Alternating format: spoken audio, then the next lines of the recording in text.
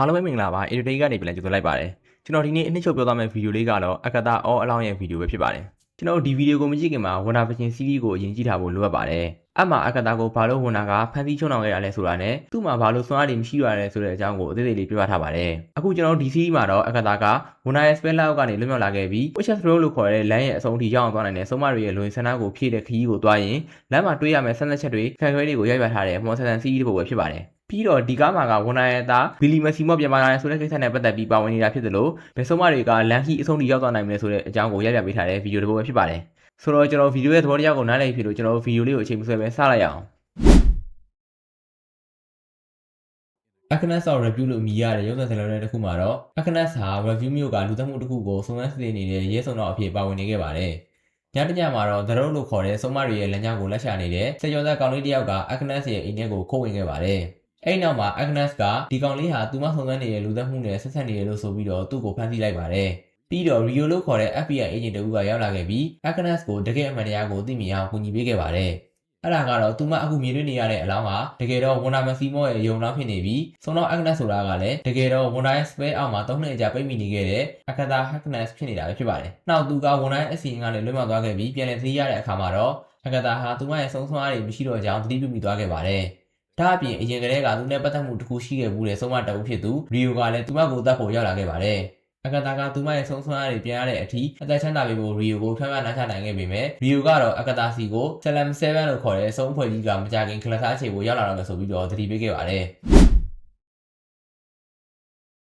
ဗီဒီယိုထွက်သွားပြီးနောက်မှာတော့အကတာဟာဝန်နာရဲ့ပြူသားမှုအောက်မှာရှိတော့ကသူမစီကိုရောက်လာခဲ့တဲ့ကောင်လေးနဲ့ပတ်သက်ပြီးဘာလို့ရမှန်းမသိဖြစ်နေခဲ့ပါတယ်။နောက်အဲ့ကောင်လေးကသူဟာအကတာကိုဝန်နာရဲ့ spell အောက်ကနေလွတ်အောင်ကူညီပေးခဲ့တာဖြစ်ကြောင်းနဲ့အသက်ရှင်ပြီးအခက်အခဲတွေကိုကျော်ဖြတ်နိုင်တဲ့ဆုံးမတိုင်းကိုသူတို့အလိုချင်ဆုံးစုတွေကိုပေးတဲ့ Witch's Road လို့ခေါ်တဲ့ဆုံးမတွေရဲ့လမ်းစီကိုတွားကျင်တယ်လို့ဖွင့်ရပြောဆိုခဲ့ပါတယ်။ဘာလို့လဲဆိုတော့အကတာကအဲ့လမ်းကိုတစ်ခါသွားခဲ့ပြီးနောက်ဆုံးအသက်ရှင်ခဲ့မှုတဲ့သူဖြစ်တာကြောင့်ကောင်လေးကအကတာစီကိုရောက်လာခဲ့တာဖြစ်ပါတယ်။အကတာကလည်းကောင်လေးရဲ့နာမည်အပါအဝင်သူ့ရဲ့ကိုယ်ရေးအချက်အလက်တွေအကုန်လုံးကိုမေးမြန်းခဲ့ပေမဲ့တခုခုကထားစီထားကြောင်းကိုသိသွားခဲ့ပါတယ်။နောက်အကတာကဝှက်ချက်လုံးစီကိုတွားခြင်းရင်မမောက်ကိုဖွင့်ဖို့အတွက်ဆုံးဖွဲ့တစ်ခုလိုအပ်ကြောင်းပြောကြားလိုက်တဲ့အခါမှာတော့အကတာနဲ့ကောင်လေးတို့ကအဲ့လန်ကိုရှောက်ပြီးတော့သူတို့ရဲ့လူဝင်ဆန္ဒတွေကိုဖြစ်ကျင်နေတဲ့ဆုံးမတွေဖြစ်ကြတဲ့လီလီယာဂျင်နဲ့အဲလစ်တို့ကိုစုပေါင်းခဲ့ပါတယ်။ဒါပေမဲ့သူတို့ကအစီရင်အရအစိမ်းအောင်ဆုံးမကိုလိုအပ်သေးတာကြောင့်အကတာဟာရှာလို့မရတဲ့အဆုံးမှာ Rescue မြို့သူဥယျာဉ်မှုတဦးဖြစ်တဲ့ Sharon Davis ကိုအစားထိုးခေါ်ခဲ့ပါတယ်။ဆုံးမ၄ယောက်နဲ့ Sharon တို့ဟာလူမောင်လန်းကိုဖွင့်ဖို့ကာရီကိုရွတ်ဆွနေတော့မှပဲ Salem 7တို့ကရောက်လာခဲ့ပါတယ်။ဒါပေမဲ့နောက်ဆုံးမှာတော့တကားပေါက်ကပွင့်သွားခဲ့ပြီးသူတို့နဲ့အတူတူကောင်လေးပါအချိန်မီအဲ့တကားပေါက်တွေကိုဝင်သွားခဲ့ပါတယ်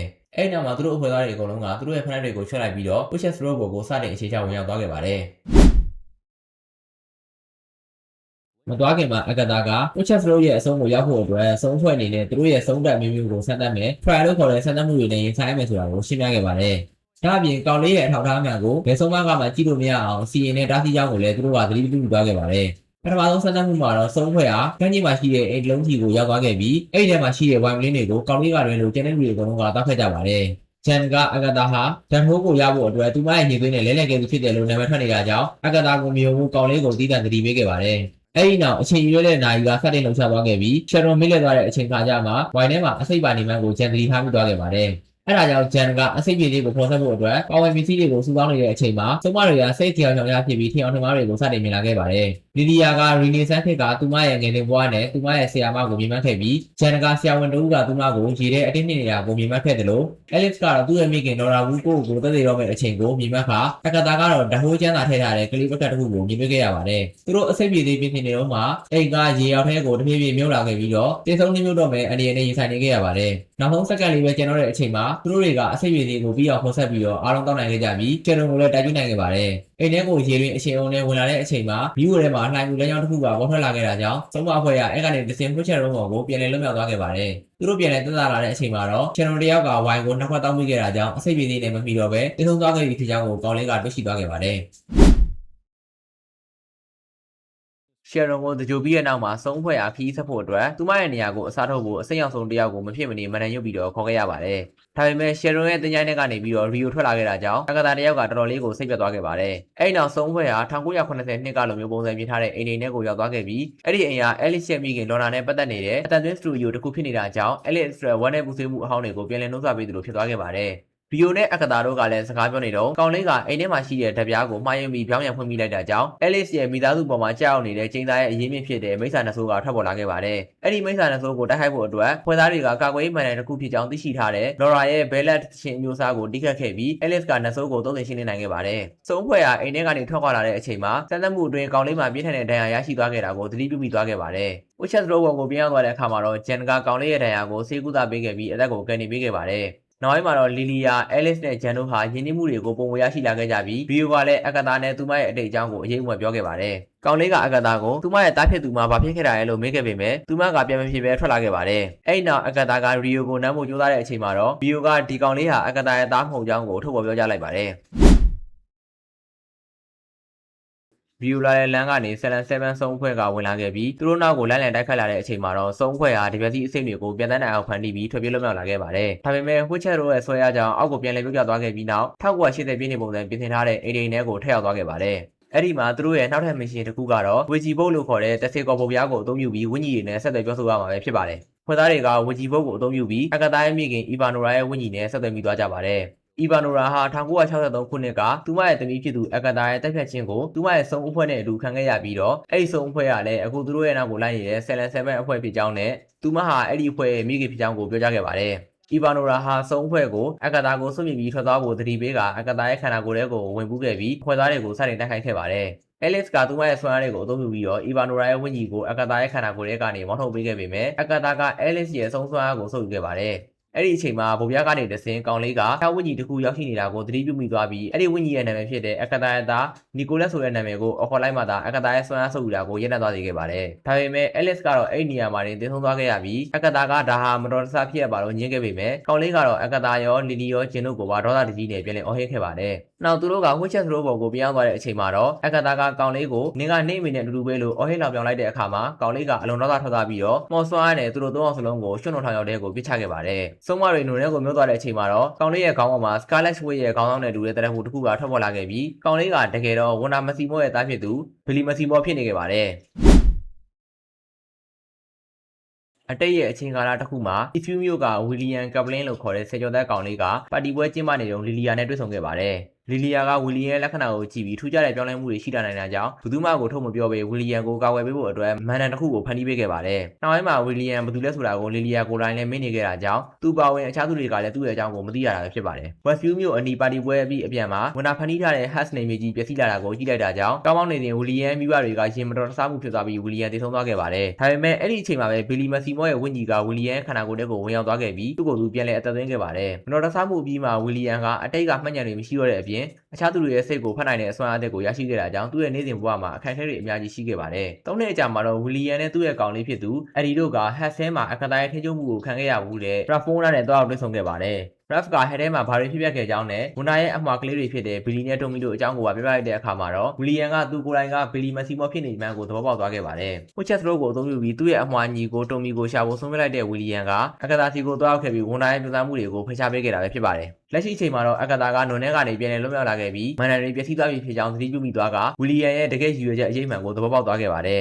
။ဝီလီယမ်ကတော့သူတယောက်တည်းခရီးဆုံးစီသွားမယ်လို့ပြောခဲ့ပေမဲ့အကတာကဝီလီယမ်အနေနဲ့သူ့ရဲ့ဆွမ်းအားတွေကိုမထိန်းချုပ်နိုင်သေးတာကြောင့်သူတို့နှစ်ယောက်အတူတူရှေ့ဆက်ပြီးသွားမှရမယ်လို့ပြောပြီးတော့ခီးဆက်ကြပါတယ်။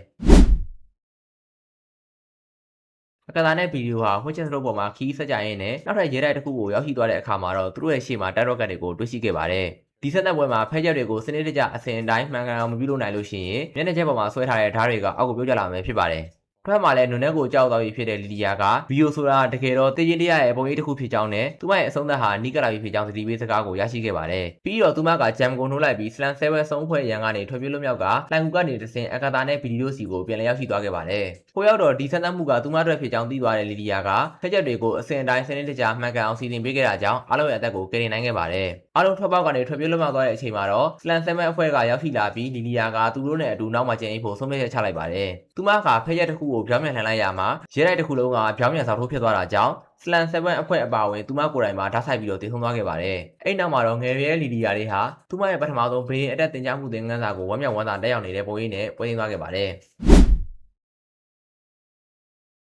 အကတာကတယောက်တည်းအရင်ထွက်လာခဲ့ပြီးဘီလီကဒုတိယအကြိမ်အသက်ပြန်ရှင်ခဲ့တာကြောင့်သူ့ကိုမကောင်းတဲ့အရာ abomination အဖြစ်သတ်မှတ်ထားတဲ့ဓာတ်ကသူ့စီကိုဘီလီလွှဲပြောင်းပေးရဖို့အကတာနဲ့သဘောတူညီမှုကိုရရှိခဲ့ပါတယ်။ ဓာတ်ထွက်သွားပြီးတဲ့နောက်မှာဘီလီနဲ့ဂျင်ဟာလမ်းကြောင်းပေါ်မှာအကတာနဲ့ပြန်လည်ဆုံတွေ့ခဲ့ကြပြီမဲ့သူတို့စခဲ့တဲ့နေရာကိုပဲပြန်လည်ရောက်ရှိသွားခဲ့ပြီးခရီးကအဆုံးသတ်သွားခဲ့ပါတယ်အဲ့ဒါကြောင့်ဘီလီကဝစ်ချက်ရိုးဟာစဝိုင်းပုံစံပတ်ချလိုက်နေတာကိုသိလိုက်ရပါတယ်။ဘီလီကသူချွတ်ထားတဲ့ဖနက်ကိုပြန်လည်ဝတ်ဆင်လိုက်တဲ့အခါမှာတော့သူတို့၃ယောက်စလုံးကအကတာရဲ့မြေအောင်စခန်းလိုပုံစံမျိုးအခန်းတစ်ခုကိုရောက်ရှိသွားခဲ့ပါတယ်။အဲ့ဒီစမ်းသပ်မှုအတွင်းမှာပဲဂျန်ဟာသူမရဲ့ဆုံးဆွမ်းအားတွေကိုပိတ်လောင်ထားတဲ့သူကအကတာကိုယ်တိုင်ဖြစ်ကြောင်းကိုသိရှိသွားခဲ့ရပြီးအဲ့ဒီမှော်မန်တန်ကိုဖြုတ်ချတဲ့မန်တန်တစ်ခုကိုရွတ်ဆွခဲ့ပါတယ်။သူမရဲ့ဆွမ်းအားတွေကိုပြန်လည်ရရှိသွားပြီးတဲ့နောက်မှာဝစ်ချက်ရိုးဘော်ကနေသူမလိုချင်တဲ့အရာကိုရရှိသွားပြီးဖြစ်တဲ့ကြောင့်မလို့လမ်းကြောင်းပေါ်ကနေပျောက်ကွယ်သွားခဲ့ပါတယ်။အကတာကလည်းဘီလီကိုသူ့ရဲ့အမွှာညီကိုတိုမီရဲ့ဝင်းညီကိုရှာဖွေရမှာအကူအညီပေးခဲ့ပြီးဘီလီဟာတိုမီရဲ့ဝင်းညီကိုရင်းနှီးနေတဲ့ကောင်လေးတစ်ယောက်ရဲ့ခန္ဓာကိုယ်ထဲကိုထည့်သွင်းပေးခဲ့ပါတယ်။အဲ့ဒီနောက်ဘီလီဟာလည်းပျောက်ကွယ်သွားခဲ့ပြီးအကတာဟာသူမရဲ့လော့ကတ်ထဲကအစစ်ကိုအသုံးပြုပြီးကျမ်းမြေအကွဲကြောင်းထဲမှာအပင်ဆိုင်ကစမ်းသပ်မှုကိုအောင်မြင်သွားအဆုံးသတ်စေခဲ့ပါတယ်။အကတာကလမ်းကြောင်းကနေပြန်လည်လွတ်မြောက်လာခဲ့ပြီးသူမရဲ့နေနောက်ဝှေးချန်ထဲသို့ရောက်ရှိသွားတဲ့အချိန်မှာတော့ဘီယိုကသူမကိုစောင့်ကြိုပြီးတိုက်ခိုက်ခဲ့ပါတယ်။အဲ့ဒီအချိန်မှာဘီလီကပြန်ရောက်လာခဲ့ပြီးအကတာကိုကူညီပေးခဲ့ပေမဲ့သူတို့တိုက်ခိုက်ကြရတဲ့နောက်ဆုံးမှာဒက်ထန်ဘီလီက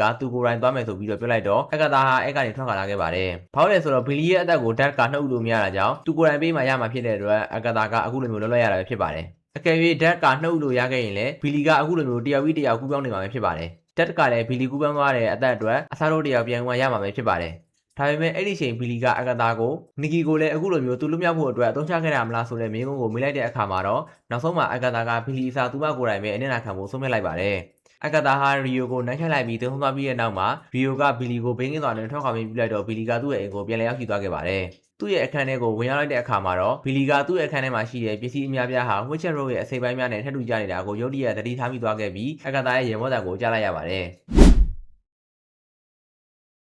1950ပြည့်နှစ်မှာအကတာကတားဖြစ်သူနီကိုလတ်ကိုမွေးဖွားခဲ့ပေမဲ့ဓာတ်ရဲ့သတိပေးခြင်းကိုခံခဲ့ရပြီးဒီနေ့မှာတားဖြစ်သူကိုလာရောက်သိမ်းပိုက်မယ်လို့ပြောရခြင်းခံခဲ့ရပါတယ်။အကတာဟာနောက်ထပ်6နှစ်တာလုံးအခြားဆုံးမတွေရဲ့ဆွမ်းအားတွေကိုစုပ်ယူရင်းတားဖြစ်သူကိုပြုစုပြောင်းခဲ့ပါတယ်။သူတာမီနီယာအတူတူပူးပေါင်းဖန်တီးထားတဲ့တခြင်းတစ်ပုဒ်ကနောက်ပိုင်းမှာ Blade of the Witcher Road ဆိုတဲ့ဆုံးမလမ်းကိုသွားလို့ရတဲ့နာမည်ကျော်မန်တန်တစ်ခုဖြစ်လာခဲ့ပါတယ်။နောက်ဆုံးမှာနီကိုလတ်ကဖျားပြီးတော့ဓာတ်ရဲ့သိမ်းပိုက်ခြင်းကိုခံခဲ့ရတာကြောင့်အကတာတယောက်အလုံးမင်းဝမ်းနဲ့ပူဆွေးမှုဖြစ်ခဲ့ရပါတယ်။သူမကိုထိန်းချုပ်မဲ့သူမရှိတော့တဲ့နောက်ပိုင်းမှာတော့အကတာကဝစ်ချက်ရိုးကိုဖွင့်ဖို့အတွက်ဆုံးမတွေကိုလှည့်စားဆူပြီးတဲ့နောက်မှာသူမကိုပြန်လည်တိုက်ခိုက်လာအောင်ဆွာပေးခဲ့ပြီးအခြားဆုံးမတွေရဲ့ဆွမ်းအားတွေကိုလိုက်လံစုဆောင်းရင်းနဲ့ပဲရာစုချင်းများစွာဖျက်ဆီးလာခဲ့ပါတယ်။လက်ရှိချိန်မှာတော့ဝိညာဉ်ဖြစ်ကိုရောက်နေပြီဖြစ်တဲ့အကတာကဘီလီကိုဝစ်ချက်ရိုးဆိုတာတကယ်ရှိတာမဟုတ်ဘဲနဲ့ဘီလီကိုယ်တိုင်ဖန်တီးထားတာဖြစ်ကြောင်းကိုထုတ်ဖော်ပြောကြားလိုက်ပါတယ်။လီလီယာအဲရစ်နဲ့ရှယ်ရွန်တို့ရဲ့တည်ဆုံမှုအတွက်သူ့ကိုယ်သူအပြစ်တင်ခဲ့ပြီးစိတ်တက်ကြသွားခဲ့ပေမဲ့အကတာကဒီဆုံးမတွေကိုဘာဖြစ်ဖြစ်ငါကိုယ်တိုင်တတ်မှဖြစ်ပြီးနင်ကဂျင်ကိုတော့ကလိုက်နိုင်တယ်ပဲဆိုပြီးတော့နှိမ့်သိမ့်ပေးခဲ့ပါတယ်။ဘီလီကအိမ်ကိုပြောင်းတဲ့အခါမှာအကတာရဲ့ဝိညာဉ်ကိုမောင်းထုတ်ဖို့ကြိုးစားခဲ့ပါတယ်။ဒါပေမဲ့အကတာကတားဖြစ်သူနီကိုလတ်နဲ့မြင်ဆိုင်ရတာကြောင့်ဘဝတစ်ပါးသို့ကူးပြောင်းဖို့ကြောက်နေခဲ့တာပါလို့ဝန်ခံလိုက်ပါတယ်။အဲဒါကြောင့်ဘီလီကလည်းအကတာကိုဝိညာဉ်အဖြစ်ဆက်လက်နေထိုင်ဝင်ပြုလိုက်ပါတယ်။နောက်ဘီလီကအကတာကိုသူ့ရဲ့လမ်းပြအဖြစ်ခေါ်ဆောင်ဖို့ဆုံးဖြတ်ခဲ့လိုက်ပြီးပချက်တို့ရဲ့တကားကိုပိတ်ကတင်းသွားခဲ့တဲ့လူတွေဖြစ်တဲ့ရှယ်ရွန်အဲလစ်နဲ့လီလီတို့ရဲ့နာမည်တွေကိုမှတ်တမ်းတင်ကုန်ပြုခဲ့ပါတယ်။ထို့နောက်ဘီလီနဲ့အကတာတို့နှစ်ယောက်က